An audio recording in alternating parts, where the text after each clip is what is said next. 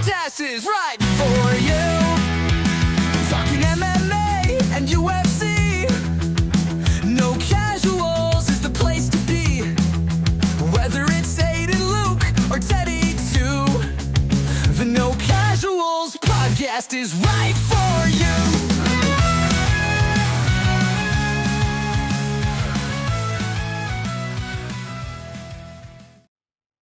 Hey guys, welcome back to No Casuals. This is episode 11, our UFC 313 special.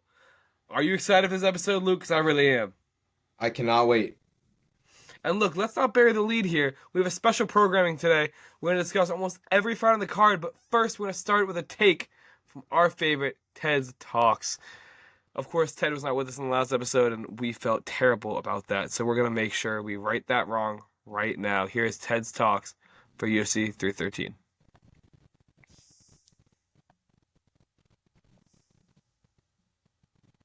All right. What's up, No Casuals fans? Welcome back to another episode, and welcome back to Ted's Talks. I'm running short on time here, but I'm going to be a little straight to the point. UFC 313 is this Saturday. I'm very excited to watch it. It got some great fights. My pick today is about the main event. So Alex Pereira and Magomed Ankalaev, these are two styles that are very different. Pereira has cemented himself to be a very good striker, while Ankalaev, while he is also a good striker, tends to lean more towards the wrestling side. So my official prediction for this fight is that Magomed Ankalaev will win via unanimous decision. I think his pressure and wrestling is just going to be too much for Pereira, and I just don't think that Pereira will find that shot that we've seen him find in his past couple of fights. And I think it's going to be a little bit of a wake-up call for Alex to maybe figure out what he's missing in his game. But it's going to be a good fight nonetheless, and I think Ankalaev is going to take the gold. So you heard it here first. As always, I'm Ted. This has been Ted Talks. Enjoy the rest of the episode. Oh, a little wink there. Cheeky wink. I like it. However, that take, I don't know if I like that take. We're going to wait for our predictions till the end, but that was Ted's Talks, and you have to watch to the end of the video to see what we really do think.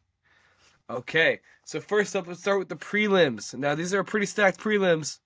First up, Joshua Van is fighting Ray Tsuruya. What do you think about that fight, Luke? Well, this is a battle of the flyweight prospects. I mean, Van is 23 and Tsuruya is 22. One of them, Tsuruya, is undefeated 10-0, and it's going to be a phenomenal fight. Van's going to have to rely on his pace and striking to win, while Tsuruya is going to rely on mostly the wrestling. In his last fight, he kind of struggled, Tsuruya did, with some of the striking against Carlos Hernandez. So I think that Van might be a little bit more accomplished than him in that regard. So I'm going with Van to probably win by a close decision. I don't think he's going to knock him out. I think it's going to be probably a close decision. Look, I completely agree with you, Luke. I think that this is a stylistic, classic matchup. Striker grappler, right? You have the elite boxing of Joshua Van against the high-level wrestling and jiu-jitsu of Tsuruya. They're both young. They're both super talented. And if we ignore the Charles Johnson loss, Joshua Van has had an incredible tenure in the UFC. And both these guys could be fighting for titles sooner than you might think. So to see these guys fight each other on the prelims, circle this one, guys. This is going to be a good one. Next up, Bruno Baby Hulk Ferreira is fighting Armen Petrosyan. Now, I'm going to start with my take here because Armen is the betting favorite in Vegas, and I disagree with that. I think Bruno Ferreira is one of the most underrated prospects at middleweight. This guy has a knockout win over Gregory Rodriguez, flatlined him. The only issues he's had are against very high-level wrestlers like Abu Magomedov. Guys like that have given him trouble. He's had issues with his chin, too. However, Armen Petrosyan is a very good technical striker. He's very good technically. However, his power is limited, and he's lost to better strikers before. A guy with the power Ferreira will find a shot against Armen and will likely put him out cold, in my opinion. Luke, do you agree with me here? Yeah, we're in complete agreement. We've seen how Petrosyan does when he goes up against other crafty strikers like the recent Char Bullet loss. And Bruno Ferreira has some of the biggest power behind his strikes at middleweight. I mean, this dude's nickname is literally the Hulk. He has no decisions in his career. All signs are pointing to another knockout for him. Look, I'm glad we're agreeing so far on the show, really. I think we're kind of in alignment today. We'll see what happens when we talk about the Curtis Blades fight. Now, Curtis Blades is fighting Rizvan Kuniev. This is Kuniev's UFC debut, and Blades is ranked number 6 in the world. Number 5. What? Well, number 5 in the world. That's right. What do you make of that matchmaking, Luke? I think I mean, it took me by surprise. I didn't even really know who Kuniev is. I know that he's a contender series prospect and stuff like that, but that name kind of struck me and I was like, what's going on here? But then I looked a little bit more into him. I see that he's legit 2-0 contender series. Still, I mean, number 5, an unranked fighter who hasn't really proven himself yet, kind of confusing to me, especially because Curtis Blades, in my opinion, is a really underrated heavyweight. I think that when he went up against Aspinall, he looked good, and it was just that there was a little bit of an awkward, as Aspinall does when he pressures, and that kind of momentum creates an awkward stance that usually leads to a ground and pound win, and he really takes advantage of that. So I think Blades is going to win. Just because I know more about him, I know that he has the experience and has gone up against some of the greats. I mean, going from Aspinall, it is just funny going from versing Aspinall for the title to this is just, I mean, a little confusing. Yeah, look, I mean, heavyweight is the most depleted roster in the UFC. There's only about 30 fighters in the roster, give or take. So Kuniev getting an opportunity this high in his debut isn't shocking to me with the repertoire that Kuniev has. He's one of the better, more credentialed contender series prospects we've seen. However, when he fights, it's not super exciting. He's not super dangerous anywhere in a way that, say, Taliesin Teixeira, when he was rising up the ranks, he got a win in his UFC debut against an unranked opponent and is now ranked in the top 15. However, you have a guy like Kuniev who is really weaker as a prospect across the board in terms of entertainment value, in terms of talent, in terms of championship medal against the number 5 guy in the world in his debut. I think it's ridiculous. I think it's poor matchmaking, and I think Blaze is going to get the win here. Kuniev is very good. This fight is not super lopsided by any means because of how heavyweight it is. However, I think it'll be too much against going from a contender series prospect to a former title challenger.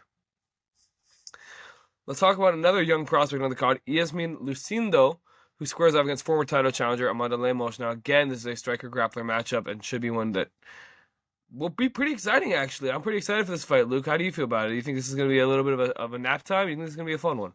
No, I think this is going to be a fun one, especially because I'm looking at Lemos. I got her to win by a knockout, and 77% of her wins are by finish, which in strawweight, it's a little bit rare. 56 of those are coming from a knockout, so 56% of those are coming from a knockout. So yeah, I've got her winning by a KO. We'll see what happens. It's definitely not going to be a nap. So I'm having an issue with my camera was frozen for a moment, but we'll let that go because that take was good, even if I disagree. Now, Lemos should get her flowers as being one of the most excited female fighters we've ever seen in the UFC octagon. However, Lucinda has looked very good in her last appearances. Her fight against Marina Rodriguez, I did not think should have been a split decision. She's young, she's hungry. I think she'll be able to outgrapple Lemos easily, control her, and likely win a decision here. However, her scrambles are exciting. Her jiu-jitsu is pretty high pressure.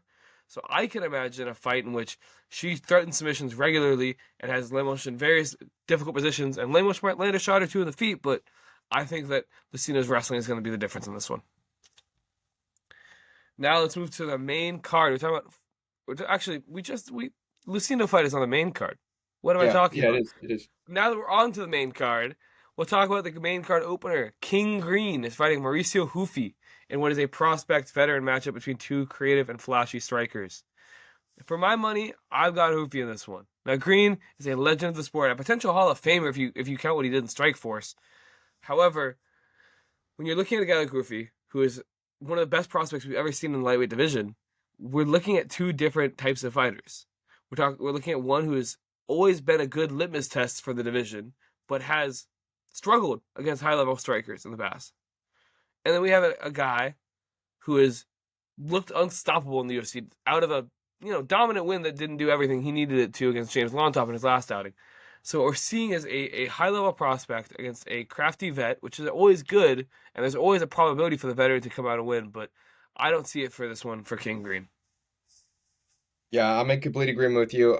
I know we've sung very high praises of Rufi on this podcast, and he is one of the biggest prospects at lightweight. However, like in his last fight, we saw what he did with Lontop, how he kind of struggled to find that finish, and it leaves me a little bit on edge when it comes to especially Bobby Green and how he can take advantage of this. He's one of the most scrappy guys in that division, and he thrives in this moment. He thrives going up against someone who doesn't have as much experience as him in the UFC. So I still think Ruby's going to get it done, but it's still going to be a phenomenal fight. And look, you also have to think about the guys that Rufi trains with. He trains with the fighting nerds who are almost all in the UFC, and some of them have fought at the highest levels in main events. So we're looking at a guy who's not going to be shaken by the bright lights. He's fought in Madison Square Garden. He's fought abroad. He's not afraid of a big moment, like how some of the prospects, like say Grant Dawson, was coming into his first main event in the Apex when Green knocked him out. So I think that's also a large contributing factor. Let's talk about another lightweight clash, of which there are 3 on this main card. Jalen Turner is fighting Ignacio Bahamondes in what is probably the tallest lightweight matchup of all time, 6'3" and 6'4" at 155 pounds. That is ridiculous. It is. But how do you have this one going, Luke? It's gonna be close. I think Bahamondes is coming off an impressive win against Torres at 306, while Turner is coming off a loss to Moicano back at 300. So this is gonna be a striking battle, and ultimately I think Turner could surprise him with a submission, but I got him winning by a knockout. Look, I have to see this one differently. I think Bahamondes is just he's on too much of a streak right now. I mean, we look at the great knockouts he was getting on the Contender Series and prior to the Ludovic Klein loss against guys like Roosevelt Roberts. The skill level is much lower than what he did to Torres at UFC Noche. At UFC Noche, he not only beat a very, very good lightweight, he dominated him. He completely wiped the floor with him in a way that we hadn't really seen happen to Torres ever. And Bahamondes is on a win streak, whereas Turner, who's an incredibly good fighter and a great prospect, because he's so much better than his record indicates. However, he came off a really devastating loss to Moicano, a really embarrassing performance, and took over a year off, sidelined. I don't see this being the one. I think on Turner's best night he might be Bahamondes, but I'm not super confident this will be his best night. Let's talk about one more and our final lightweight fight of the card. Justin Gaethje is fighting Rafael Fiziev in a late notice replacement. Fiziev stepped in for Dan Hooker on 10 days notice. This is a rematch of a very close first fight. Who do you got in this one, Luke? Well, in the end, I got Gaethje, but time away from the cage and taking this fight on short notice are to Fiziev's disadvantage. I mean, he's actually the betting favorite, which is interesting. There's also going to be a 3-round co-main, which I think is to his advantage. And their first fight was very close. And keep in mind that Fiziev was on a 6-fight win streak before he fought Gaethje, and this was against some of the baddest lightweights. I mean, he knocked out Moicano, knocked out Brad Riddell, knocked out Rafael dos Santos. So he's got the roster when it comes to wins against impressive lightweights. And I think that Fiziev needs to pace himself a little bit better, because in their last fight, that jab that really cemented Gaethje's win got to him completely, and he started to gas out in that 3rd round. But it was close. I know a lot of people kind of scored it differently than the judges did in their first fight, but I think that Gaethje's ultimately going to win here. I think that he's going to probably find a knockout in the later rounds. I want to say round 3. And that's just based off the amount of time that Fiziev has been off. I mean, he hasn't fought since 2023. He's taken a big amount off. Also, he's taking this on short notice, so I don't think that's to his advantage. I think Gaethje prepared for this one and wants to avenge his legacy after a devastating loss at 300 almost a year ago. Look, I have to agree here. I think that Gaethje is simply the better brawler here, and Fiziev's going to have to brawl because his gas tank is going to be devastated on a 155 cut on 10 days notice. That's ridiculous. It's completely insane. So he's going to need a first round finish or domination or some type of 10-8 round very early on. He can't mess around. He really can't. So what we're seeing here is a guy who is in desperation mode against Gaethje, and Gaethje who has incredibly good cardio and can keep up fight-ending power through 5 rounds, and we've seen it against Tony and against Holloway to an extent and against many, many opponents. He can hold it for 5 rounds and knock anybody out. So what Fiziev needs, he needs to push the pressure. He needs to make it a brawl, and in a brawl, I simply think Gaethje wins. Yep. I think stylistically it's Gaethje's fight to lose. But we will move on to the main event of UFC 313, a fight that has been years in the making, in my opinion, at least 2 years. Yep. Alex Pereira, the greatest kickboxer in the history of the UFC, squares up against Magomed Ankalaev, a man with crazy knockout power with also a dominant wrestling ability. So, do you agree or disagree with Ted on his take of Ankalaev winning, not only winning, but winning by decision?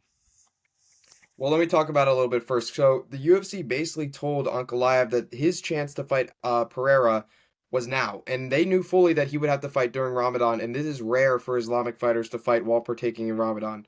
Ankalaev was vocal about this. I know as soon as the that little trailer thing they do came out, it was the first thing he said. He said, Alex knows that I'm fighting during this, while he knows that I'm going through this when we're coming through the fight, and the implications of this are massive. Like I understand that that's going to be something that he's going to struggle with.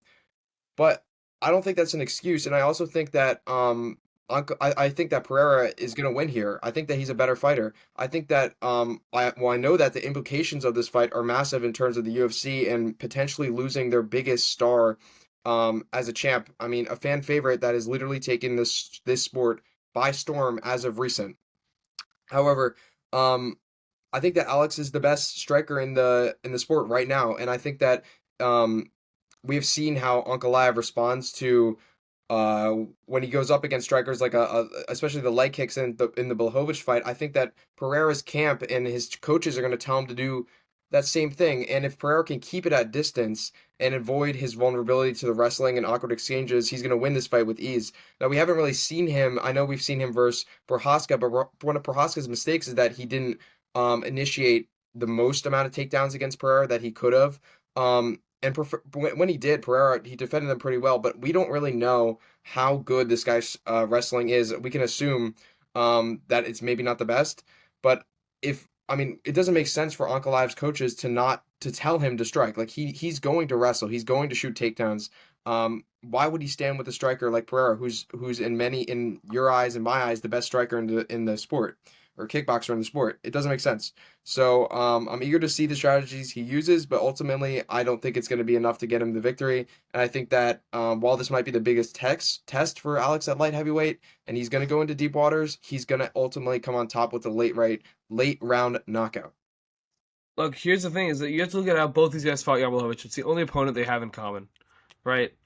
Blachowicz, in the early stages of the fight against Ankalaev, was devastating him in the striking department. Now, Blachowicz is not a great striker. A very good striker, don't get me wrong, but not a Alex Pereira level striker, of which there are very few in the history of combat sports ever, right? And he was destroying the lead leg of Ankalaev. He almost crippled him. Several near fight ending moments there. It was a really damaging and violent moment. Alternatively, when you saw Blachowicz fight Pereira, it was the toughest fight of Pereira's career outside of the rematch with Adesanya.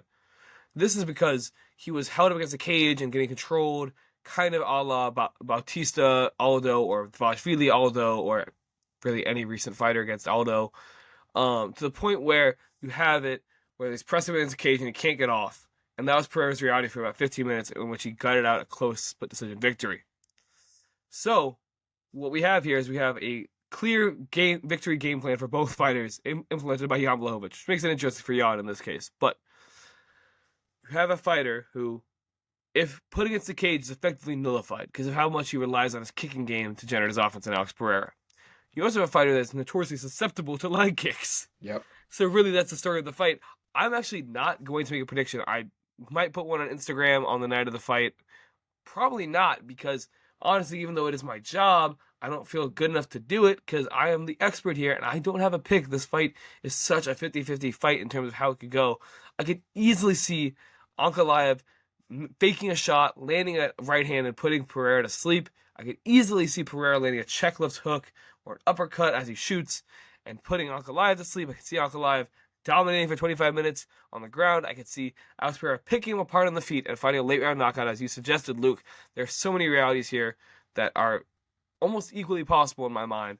I'm not going to lend a pick. I'm going to let you guys at home DM me your picks if you're watching. Right? Subtle plug to the Instagram, Aiden__Boyer, Luke _Linden, right? Yep. Underscore? Yep. So hit us up on IG. Let us know your thoughts. We always appreciate support. With that, we're going to end this episode. It's a little bit shorter, we know, but we're only talking about one card this week. Next week, we'll be back recapping UFC 313, as I was looking forward to the next couple events. I'm Aiden. I'm Luke. It's been No Casuals.